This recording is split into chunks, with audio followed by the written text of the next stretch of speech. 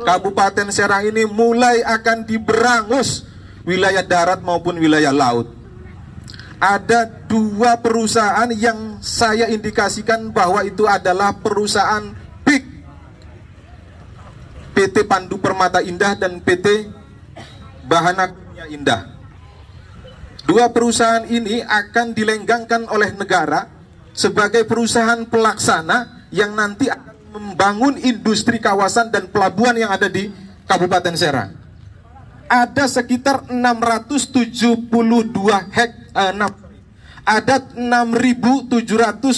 hektar yang akan alokasikan untuk bangun industri dan pelabuhan di wilayah Pontang, Tirtayasa dan Tanara. Belum selesai ini persoalan. Tangerang ini Kabupaten Serang sudah mulai diam-diam, ternyata para makelar tanah ini sudah mulai kapitalis tanah-tanah yang ada di wilayah Pontang dan Tanara Tirtayasa. Mereka ini adalah Cina-Cina ireng. Mereka ini adalah pengkhianat-pengkhianat bangsa yang menyerahkan tanah-tanah warga yang ada di Pontang, Tirtayasa dan Tanara untuk kepentingan korporasi yang hari ini menjadi masalah. Dan akhirnya negara belum mampu untuk bisa menangkap itu yang namanya Aguan dan Antoni Salim. Jelas-jelas Antoni Salim dan Aguan ini banyak melakukan pelanggaran-pelanggaran yang sudah jadi saya gimana ya? Harusnya gimana negara ini kan? Ketika COVID-19, negara sigap untuk menghadapi tantangan pandemi COVID, membuat satgas yang namanya percepatan penanganan COVID-19. Apa nggak bisa? Kalau PIK 2 yang ada di Kabupaten Serang dan Tangerang ini, di negara hadir membuat satgas percepatan penangkapan Aguan dan Antoni Salim. Sepakat tidak? Sepakat tidak kalau negara nanti memfasilitasi untuk percepatan penangkapan Antoni Salim dan Aguan? Ini sudah pelanggaran. Ini bukan lagi persoalan hak laut, tapi sudah hak ruang hidup, hajat masyarakat yang ada di Tangerang dan Kabupaten Serang mulai dirampas. Pelanggarannya sudah ada. Laporan dari pejuang-pejuang kita, Kang Saididu, Kang Haulid, Kang Abraham Samad, ini sudah mulai laporan ke KPK, tapi belum ada tindak lanjut dan itikat baik dari pemerintah.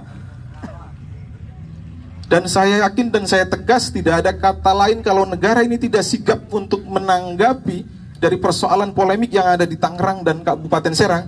Hanya satu kata. Hanya satu kata. Lawan. Ingat, kita ada 2 perusahaan, PT Indah Kiat dengan PT Cipta Paperia. 2 perusahaan itu saja sudah menjadikan kesengsaraan di wilayah Pontirta. Betul? Betul. Apa yang menjadi sengsara? Membuang limbah di Sungai Ciujung. Dari mulai tahun 1992, sejak berdirinya perusahaan industri, yang saya indikasikan itu juga adalah Sembilan Naga, karena Sinarmas. Si limbahnya itu sudah mulai ke sini. Dan kenapa masyarakat menjual tanah-tanahnya? Karena memang sengaja dimatikan. Lahan-lahan pesisir, lahan pertambakan dan persawahan ini sudah dari dulu dimatikan oleh oligarki. Sehingga akhirnya apa? Masyarakat berbondong-bondong cari tanah, berbondong-bondong untuk menjual. Padahal kita tahu bahwa presiden hari ini adalah militer, betul? Presiden hari ini adalah Tentara Nasional Indonesia, betul? Apakah tidak berani untuk menangkap oligarki yang hari ini di bawah bayang-bayang Mulyono? Saya yakin kalau misalkan Pak Prabowo ini selalu ada pembisik-pembisik dari memang hatinya nurani untuk masyarakat, apa yang menjadi gaung program Pak Prabowo ini akan bisa cepat terlaksana, yaitu program PSN percepatan untuk mengadakan kebutuhan petani dan nelayan. Atau kita sama-sama tahu bahwa ada PSN Prabowo itu namanya ketahanan pangan atau swasembada pangan. Ini yang harus kita dukung. Industrinya jangan industri yang membawa limbah, industrinya jangan yang membawa kesengsaraan masyarakat, tapi industri yang menghadirkan untuk upaya petani dan nelayan ini bisa hidup dan terus berjalan.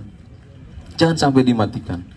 Jadi cukup hanya satu kata perlawanan. Kalau misalkan negara tidak sigap untuk segera tangkap yang namanya Agwan dan Antosi Salim, lawan kawan-kawan. Lawan kawan-kawan. Terima kasih, itu saja yang dapat saya sampaikan. Kurang lebihnya saya mohon maaf. Wallahul muwaffiq ila aqwamit thoriq. Assalamualaikum warahmatullahi wabarakatuh. Allahu Akbar.